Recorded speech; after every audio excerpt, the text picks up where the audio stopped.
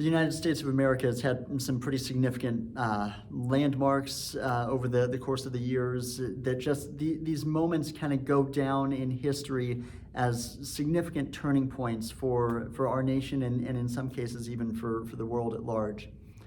From the shot heard around the world that began the Revolutionary War, to the first cannon fired on Fort Sumter that began the Civil War, to the stock market crashing in the 1920s, to the attack on Pearl Harbor, to the moon landing, to 9/11, and most recently to the COVID-19 shutdown across the world. There are just moments in our history that we will never forget. And it doesn't matter where we were or if we were even alive for those particular moments, because the stories live on in our collective minds. These are the moments that make individuals, families, and even, yes, our nation at large who it is, for better or worse. For Israel, one of those culture-defining, everyone remembers it for the rest of history type moments was the exile to Babylon. We're continuing in our series on the gospel today, and we turn now for the Lenten series to the books of the prophets. If you haven't been with us since the very beginning of the series, we are going through a series for all of 2024 in which we're working through each and every book of the Bible and looking specifically for where and how that book points to and declares the gospel. And we do this with two main assumptions kind of guiding our study, two lenses through which we are seeing Scripture this year. First, we've got to understand what the gospel is in order for us to identify where it is. And so our first assumption is this: we believe that Jesus is the gospel. Jesus himself is the good news that we declare to the world. To parse it out a little bit more, we believe that the gospel is that Jesus, the crucified and risen Messiah, is Lord. The gospel is not about what benefits we get from Jesus, but Jesus himself is the gospel.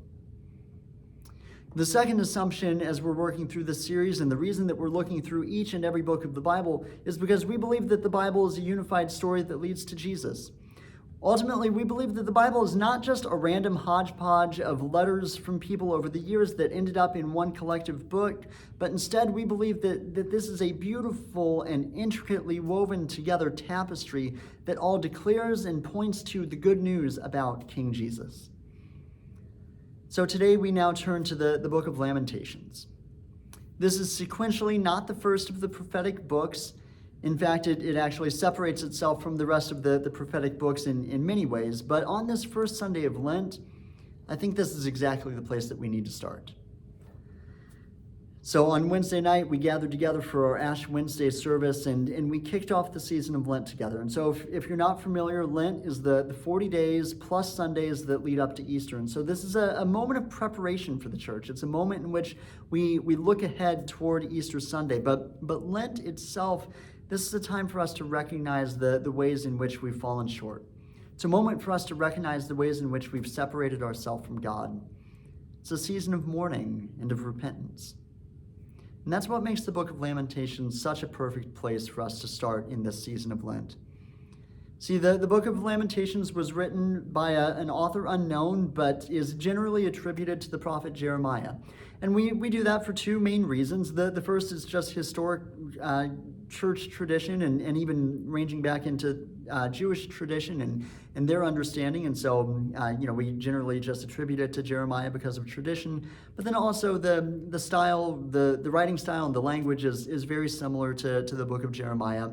But ultimately, the book does not provide evidence, clear evidence at least, for who the author is. But it is clear that whoever the author is, they lived through and bore witness to the destruction of Jerusalem in 586 BC. Babylon and Judah, the kingdom of Judah, had been in conflict with one another for decades. Babylon had even attacked the city of Jerusalem about 11 years prior in 597, and had taken some prisoners, and there was a first round of deportations then. But now, after a rebellion led by King Zedekiah, Nebuchadnezzar, the king of Babylon, has now come back to Jerusalem once again, not just to subdue Jerusalem and take a few captives, but to destroy it completely and totally.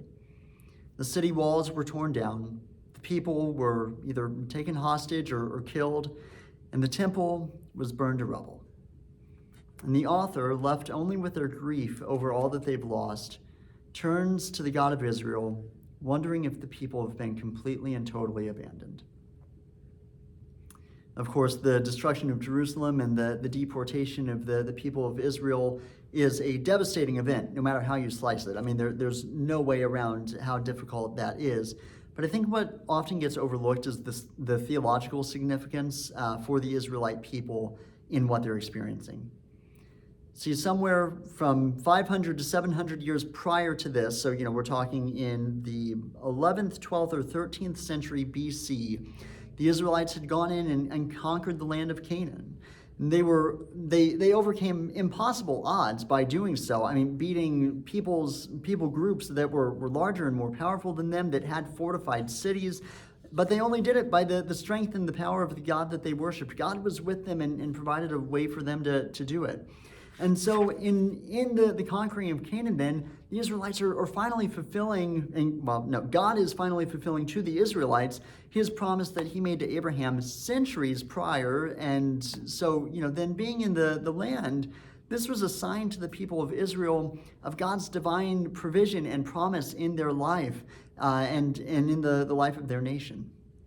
And while this 500 to 700 years that the Israelites were in the land was far from conflict-free by any stretch of the imagination, they still remained confident in the midst of those hundreds of years. They remained confident in God's hand and God's provision in their lives.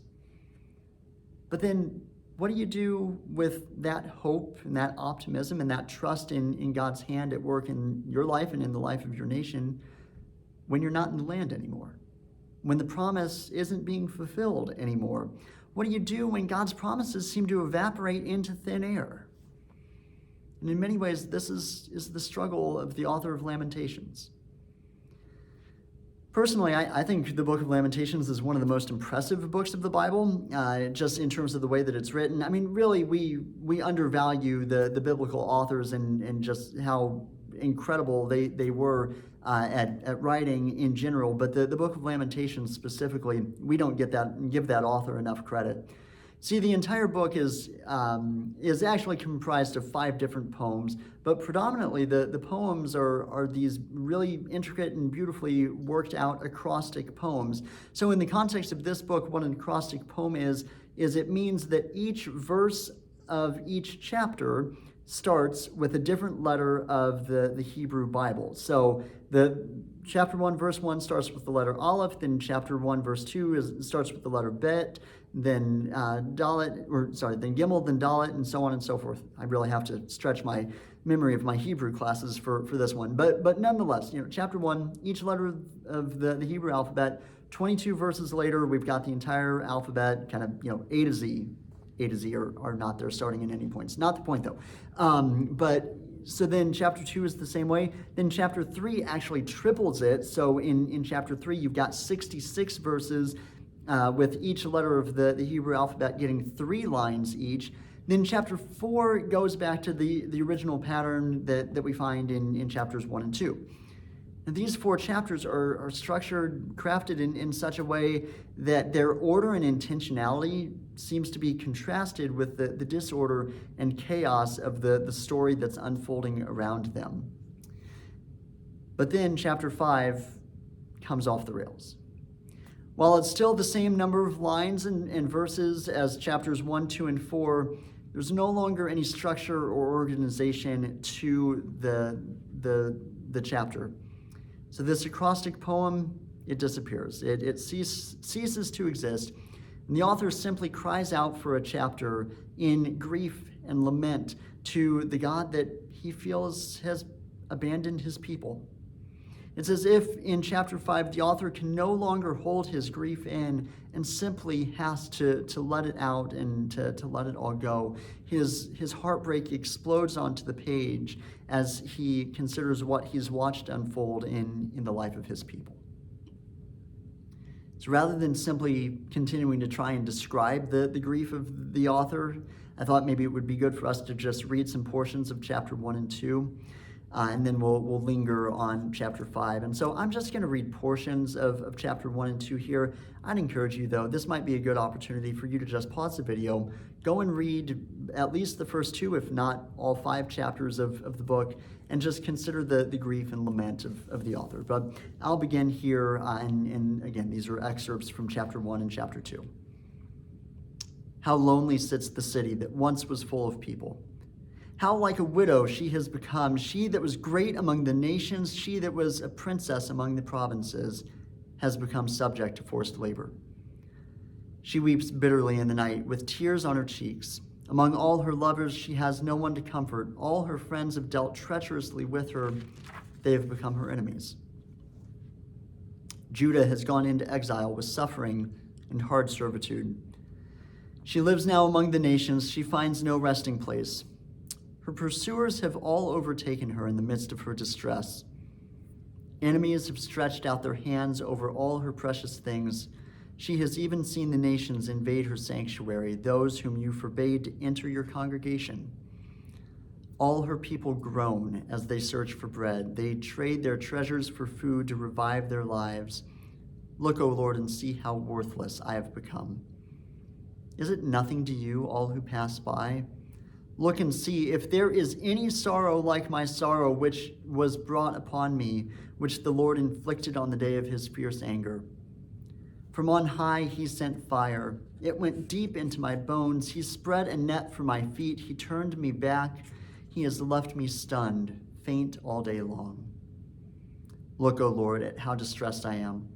My stomach churns. My heart is wrung within me, because I have been very rebellious. In the street, the sword bereaves. In the house, it is like death. They heard how I was groaning with no one to comfort me. All my enemies heard of my trouble, and they are glad that you have done it. Bring on the day that you have announced, and let them be as I am. Let all their evil doing come before you, and deal with them as you have dealt with me, because of all of my transgressions. For my groans are many, and my heart is faint. How the Lord in his anger has humiliated daughter Zion. He has thrown down from heaven to earth the splendor of Israel. He has not remembered his footstool in the day of his anger. The Lord has destroyed without mercy all the dwellings of Jacob. In his wrath he has broken down the strongholds of daughter Judah. He has brought down to the ground in dishonor the kingdom and its rulers. He has cut down in fierce anger all the might of Israel. He has withdrawn his right hand from them. In the face of the enemy, he has burned like a flaming fire in Jacob, consuming all around. My eyes are spent with weeping. My stomach churns. My bile is poured out on the ground because of the destruction of my people, because infants and babies faint in the streets of the city. They cry to their mothers, "Where is bread and wine?" As they faint like the wounded in the streets of the city, as their life is poured out on their mother's bosom. The young and the old are lying on the ground in the streets. My young women and my young men have fallen by the sword. In the day of your anger you have killed them, slaughtering without mercy. You have invited my enemies from all around as if for a day of festival. And on the day of the anger of the Lord no one escaped or survived. Those whom I bore and reared, my enemy has destroyed. In those few verses, hopefully you can begin to grasp the scope of the destruction and devastation that the people of Israel are facing, that the prophet is describing in this book. And what's more, while the book doesn't simply wrestle with the pain and destruction of Israel, but the majority of the book centers on this issue of whether or not God has abandoned his people. That issue culminates in the final verses of the book. Chapter 5, starting in verse 15, says this: "The joy of our hearts has ceased, our dancing has been turned to mourning. The crown has fallen from our head. Woe to us, for we have sinned. Because of this, our hearts are sick. Because of these things, our eyes have grown dim. Because of Mount Zion, which lies desolate, jackals prowl over it. But you, O Lord, reign forever. Your throne endures to all generations. Why have you forgotten us completely? Why have you forsaken us these many days? Restore us to yourself, O Lord, that we may be restored. Renew our days as of old, unless you've utterly rejected us and are angry with us beyond measure." And that's where the book ends. Unless you have utterly rejected us and are angry with us beyond measure, that's our cliffhanger. That is the place that we, the author, and the entire people of Israel end, not having much confidence in whether or not God is going to restore Israel to its former glory, or if this is the end of their story. I know this is a super uplifting message so far today, but I think this is an important book for us to wrestle with. In the midst of our pursuit of looking for the gospel in each and every book of the Bible and looking for Jesus in every book of the Bible, I think it's important for us to consider where Jesus is in the midst of our grief. What do we do with our faith, and what do we do with Jesus when things fall apart? Do we just ignore the problems and pretend that everything is okay? Do we just walk away from and never talk to God ever again because clearly he doesn't love us if things aren't going well for us? I don't think either of those are the approach that we should take, and certainly not the approach of the author of Lamentations. First, even in the midst of his grief, the author doesn't shut down on God. He continues to talk to God. He doesn't shut God out of the equation in his life and just stop talking to him altogether. Even in this final sentence, which I think pretty well encapsulates where the poor guy is at, unless you've utterly rejected us and are angry with us beyond measure, even there, he's still talking to God. But not only is the author talking to God, but he's also being honest with God, which I would suggest is a step farther than most of us are willing to go in our relationship with God. And that's the second piece of this equation of this lament before God. The author is honest with God about where he's at. There are more than a few accusations from the author to God in the course of this book, stating or at least implying that God is responsible for Israel's downfall because he's abandoned his people. And some people might look at those words as bordering on heresy, because who are we to question God and what he's doing, certainly to offer critiques to him? That feels heretical, potentially. But I think I might reframe that question. And I would ask a different one. I would ask, who are we that we think we could deceive God? God never asks us to not feel the emotions that we're feeling. He never asks us to restrain the emotions that are within us. Now, Jesus does instruct his followers not to sin in their anger, but he doesn't ask his followers to not be angry. He, I would say, confesses that anger is a real part of the human experience. And so likewise, why should we not expect that we will feel, and why should we subsequently not be honest with our grief? And why should God not be the first and most important person for us to bring our grief to? I don't think we grieve very well in 21st century America. Actually, forgive me, maybe there's a better way to say that. I don't think we allow ourselves to grieve very well in 21st century America. And I think that's at least in part because we see grief and sadness, and especially crying, as weakness. And that goes double for men.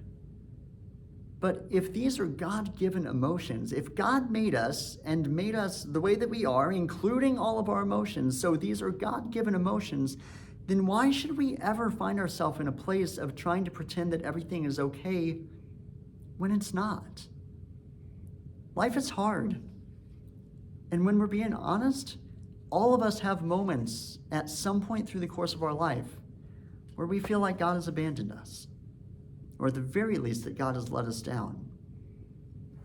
So rather than desperately trying to get over and move on from our discomfort and our grief that we feel and the pain that we experience when we grieve, would it not be better for us to sit with this a little while longer? Should we not bring our grief and honestly and genuinely bring it before God when we're grieving and ask for his comfort in the midst of it?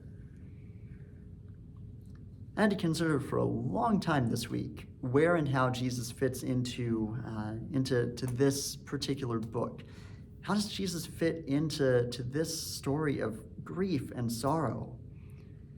And like last week when we dealt with Song of Songs, there's not one specific verse that I can lift up and say, yep, there's Jesus. That's how he fits into this book.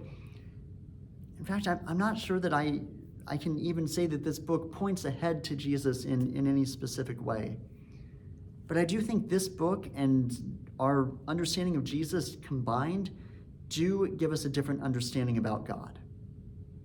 See, every other God, little g, God, air quotes, God, in history held themselves up as a higher and mightier power than the lowly earthly peons that humanity was.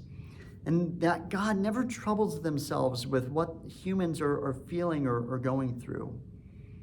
And in reality, in the midst of our grief and suffering, I think we often have that view of our God as well, that he doesn't actually care about what we're going through. But could there be any clearer proof than Jesus that our God walks through our pain and our grief with us? Our God didn't just send a prophet to come and to speak to the world on his behalf. No, our God came and took on flesh and became like us in every way, including our emotions. This Jesus that we worship knows what it means to feel sorrow, heartbreak, loss, and betrayal. He knows. He walked with us. And so why should we not expect and trust that God cares for and walks with us through our pain and suffering? Is Jesus not the greatest evidence we could hope for that God not only sees, but hears and understands our grief? We serve a radically different kind of God, who I believe not only is willing to listen to our grief, our anger, our frustration, but is willing to sit with us in the midst of it. I believe that even, perhaps especially in our grief, Jesus is good news for us all.